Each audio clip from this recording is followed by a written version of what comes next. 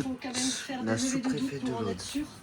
Puisque bien sûr, notre priorité est la sécurité de l'ensemble des habitants.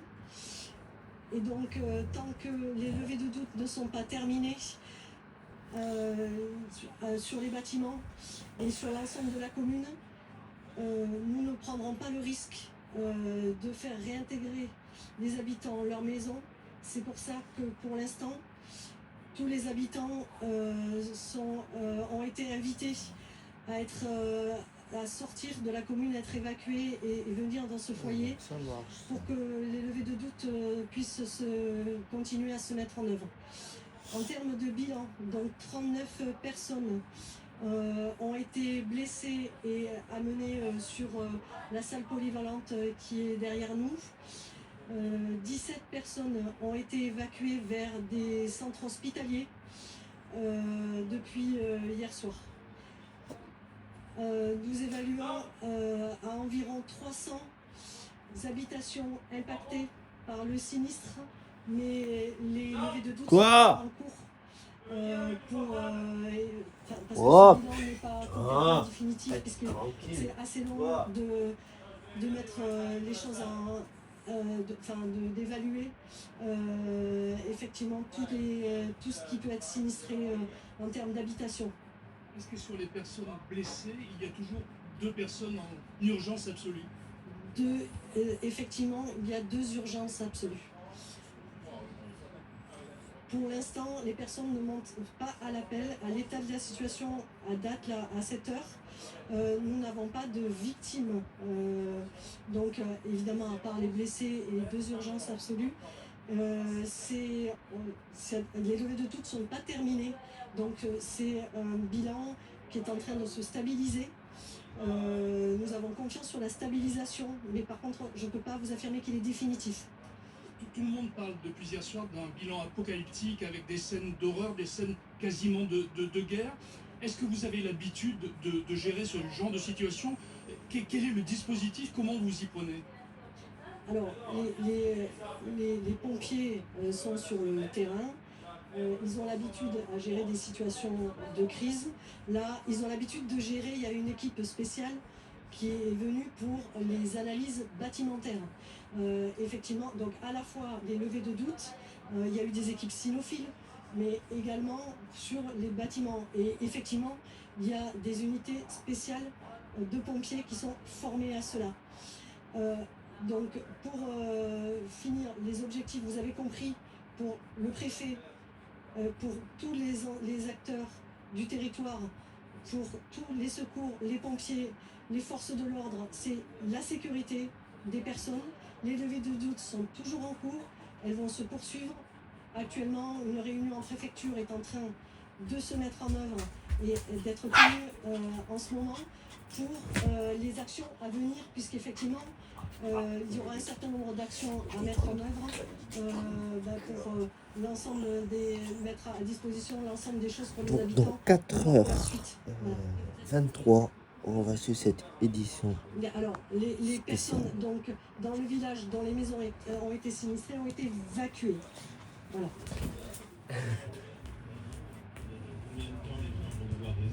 Alors, c'est en train d'être évalué par les services de secours. C'est ces levées de doute qui permettront de donner effectivement cette notion de temps pour les habitants.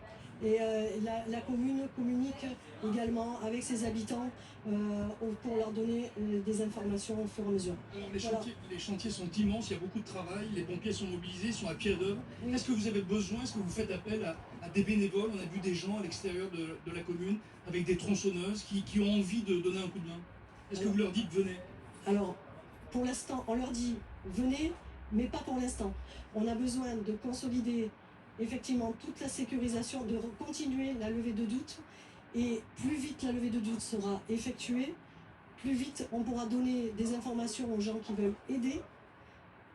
Et évidemment, après, pouvoir donner des informations aux habitants pour savoir comment ils vont pouvoir regagner leurs habitations. Voilà, je vous remercie beaucoup, merci de votre mobilisation. Merci à tous les services encore de l'État.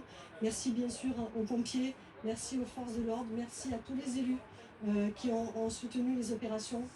Et encore vraiment voilà, toute notre solidarité bien sûr. Et nous avons conscience du traumatisme pour tous les habitants.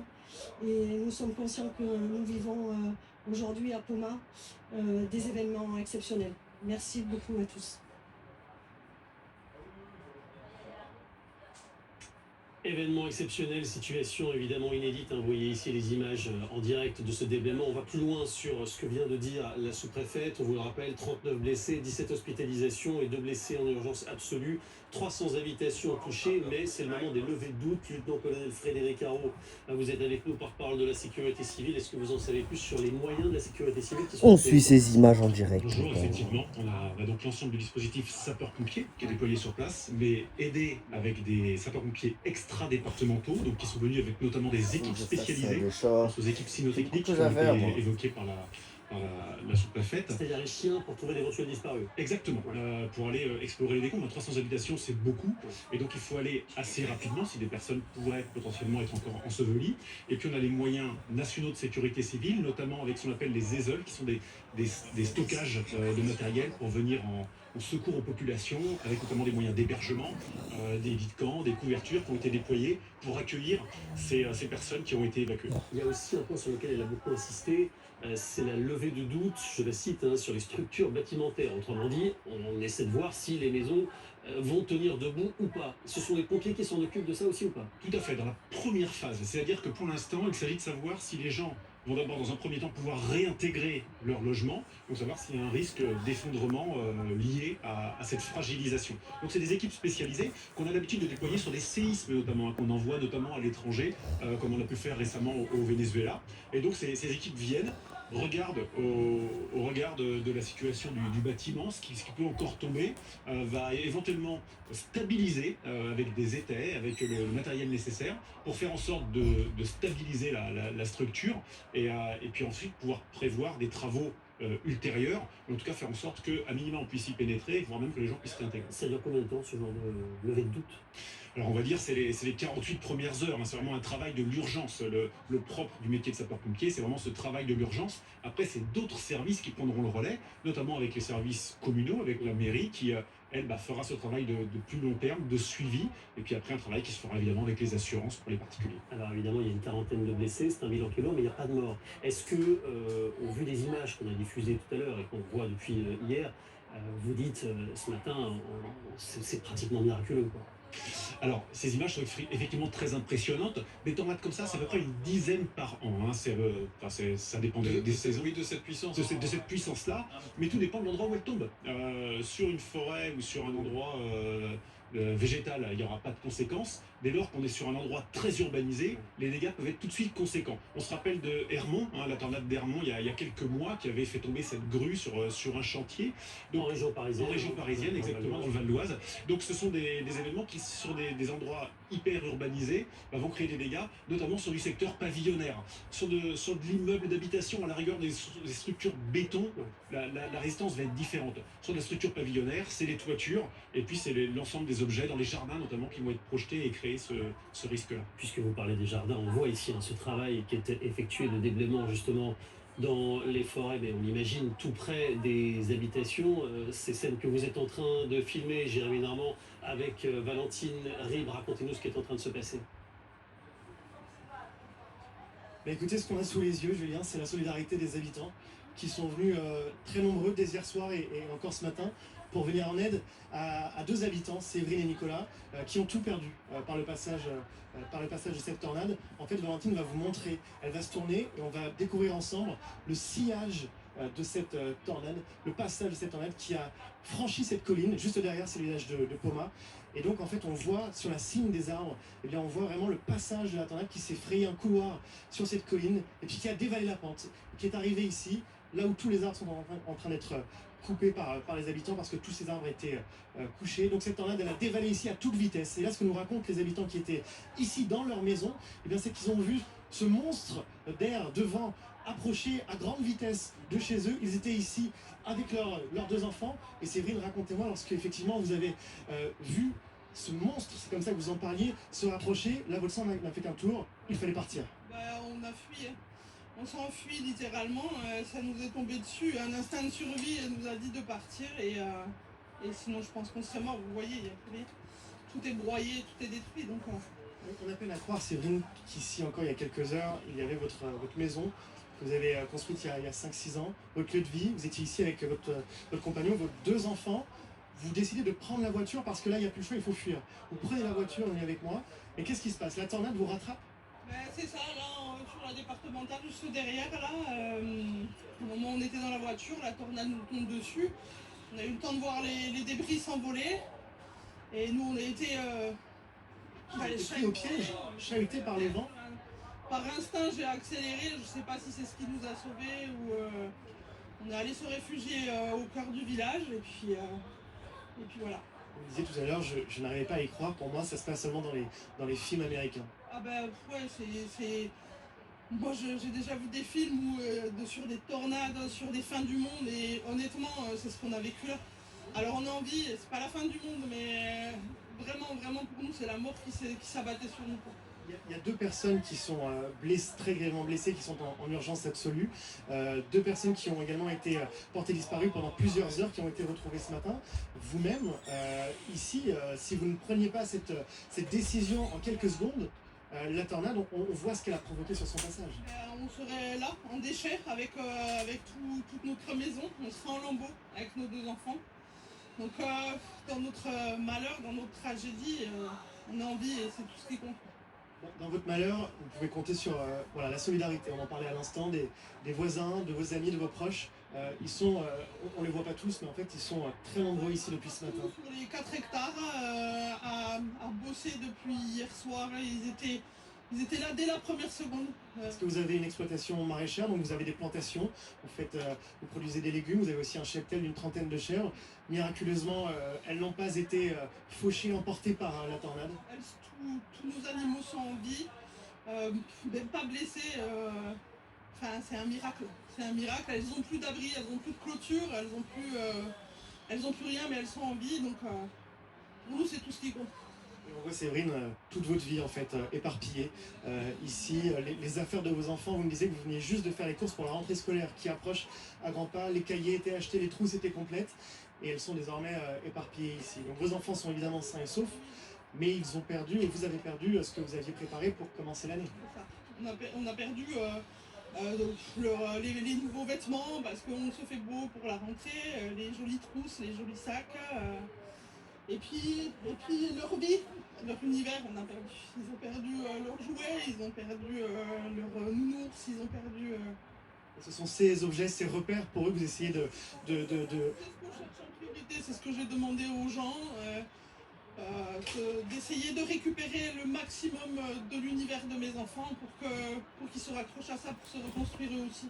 Il y a également beaucoup d'habitants des communes alentours, on est avec vous depuis 2 heures maintenant, qui viennent spontanément à votre rencontre, vous proposez de vous héberger, vous proposez de l'aide. Ça, c'est aussi ce qui aide à tenir, j'imagine, ce matin. Très honnêtement, je crois que hier, avec ce qui nous est arrivé, on était abattus, on était en état de choc, vraiment littéralement en état de choc. Et c'est cette solidarité, c'est tous nos amis, nos voisins, nos familles qui nous boostent, qui nous portent, qui